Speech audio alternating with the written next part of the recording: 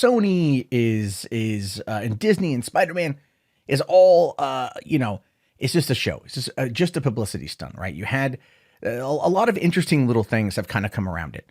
And I saw Mr. H Reviews did a video today where he was talking about it being a publicity stunt. And I think to an extent he may be correct, but not in the way that he's thinking. A lot of people are speculating. A lot of people have been talking about this for the last couple of days. I've talked extensively about this for the last couple of days. In fact, I think like almost every phone call I've had on the show, the Hollywood After Dark podcast at night, has had that particular conversation that's come up for the last couple of days. But when we look at the concept of whether or not this is something that is being designed for, for publicity, I don't think that it is. There's no need. I mean, if we just kind of take it to Occam's razor, right? Simplest explanation often is the most truest. Sony just hit 1.1 billion for Spider-Man Far From Home. The trades came out and said, this is Sony's highest grossing movie, beating Skyfall from 2012. Yeah, they hadn't had $1 billion grossing movie since Skyfall in 2012. So that gives you an idea for how they manage their business. I mean, Jumanji did pretty well, so I'm not gonna deride that. And they've had some other successes, but really they've had a lot of failures, a lot of spectacular failures. So Spider-Man is a good one. That's a win for them. So it seems to make sense to want to keep him inside the MCU. It seems to make sense to want to keep the deal alive. And apparently the way Sony has kind of put it is ultimately that this is all Disney coming in and trying to steamroll them and trying to strong arm them. And that's what the original Deadline reporting was, right? That's what the original Deadline article said, was that idea.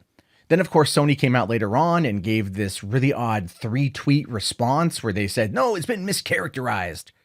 Yeah, but it was mischaracterized by a writer for Deadline who breaks stories from Sony pretty frequently. So if it's a story coming from within Sony, they released it hoping to get solid traction, right? They released it hoping to get publicity. So on Sony's part, in my opinion, yes, it's a publicity stunt.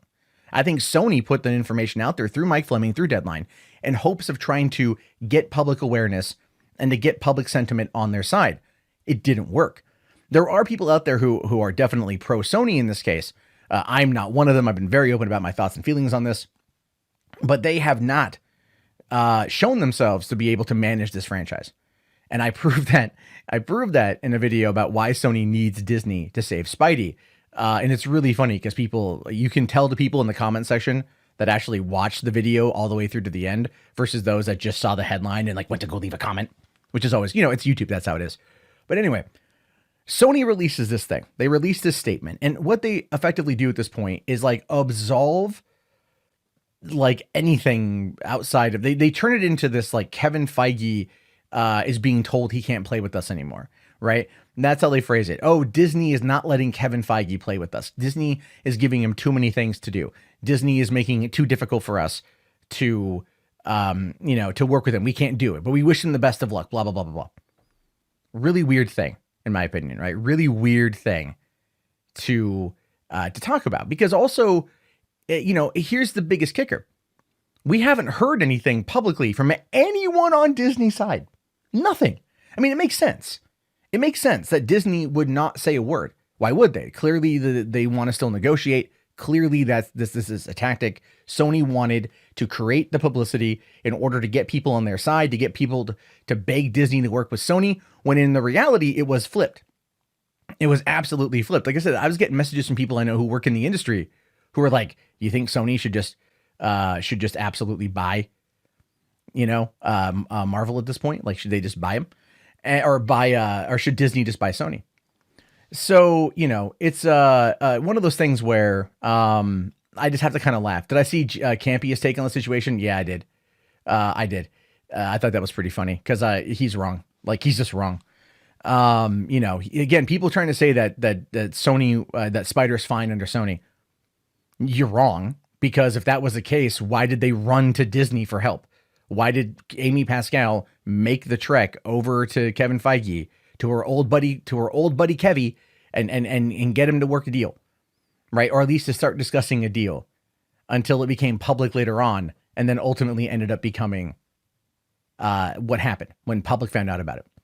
Okay, because that's the whole point, is if it was so good, if it was in as good of hands as people are trying to, revise history and go back and say this, then they wouldn't have a run to the competition to beg for help. And then they got the help. And now they're looking at it like, well, we don't want to, we still want all the money. And look, I'm not faulting them for wanting the cash. Not at all. I'm not faulting them at all for that. But what I am saying ultimately here is that they don't know how to run this franchise properly. It's been proven. Now that they're on a good streak, they think we got this. They don't got this. Because here's the deal. When you've got nothing out of Iger, nothing out of Alan Horn, nothing out of Kevin Feige, which I wasn't expecting anything out of Kevin Feige anyway, because all things considered, he is usually kind of a man of few words. And nothing leaked really out of Disney outside of the source coming out and saying that Disney offered 30% instead of 50%, which is what Sony originally put out there. And that was kind of the changing of the conversation. Like, oh, well, 30 is not so bad, but this is a co-financing deal. And Sony does not have any merchandising rights to Spider-Man. But if you saw my video, I did showcase where and how that came to be. So a quick recap is, if you go back to the Q4 earnings call in 2011, Bob Iger explained that it was a two-way transaction between Sony and Disney, or Sony and Marvel, where they traded the film participation rights. So the fee that Sony would have to pay Marvel in order to make the movie, they might have the movie rights, but they still have to pay a participation fee in exchange for Spider-Man's merchandising rights, which goes to show you that Sony really needed to not spend that extra money. That's how bad they managed this stuff. That's how bad things were. They were gambling on the Amazing Spider-Man. And it worked out in everyone's favor for Spider-Man to go to the MCU back in 2016. It's developed 3 years and some change of loyalty with the character, which is why people are acting the way they're acting on it. So when you have no one from Disney saying a thing about this, with the exception of the mysterious Instagram posts with Tom Holland and Robert Downey Jr., which I will admit are very oddly timed. Part of it is like the whole "we did it, Mr. Stark." If you look where they are, I think they're Runyon Canyon in LA. They're definitely hiking in LA in summer.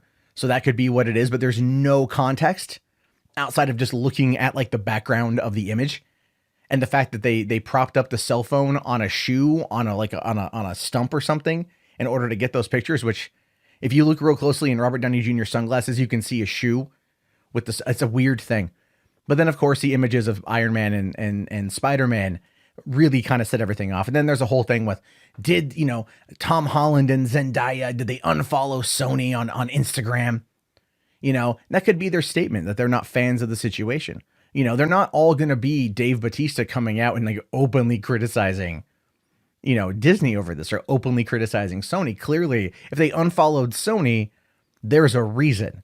If it was Disney not coming to the table, or Disney being the jerk here, Disney really being the problem, wouldn't they just have unfollowed Disney? Wouldn't they have done something sly to kind of showcase that they're in Sony's side, because Sony is not being the unreasonable one here?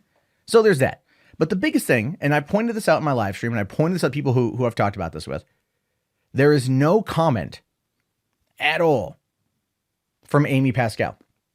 And Amy Pascal is the architect of this whole situation, because it was on her watch that the Sony leak happened. It was on her watch that Amazing Spider-Man 2 failed to earn the money that they wanted it to make. It made nearly $45 million less than its predecessor, and it cost a lot more. And they were setting up sequels, and they were setting up spinoffs.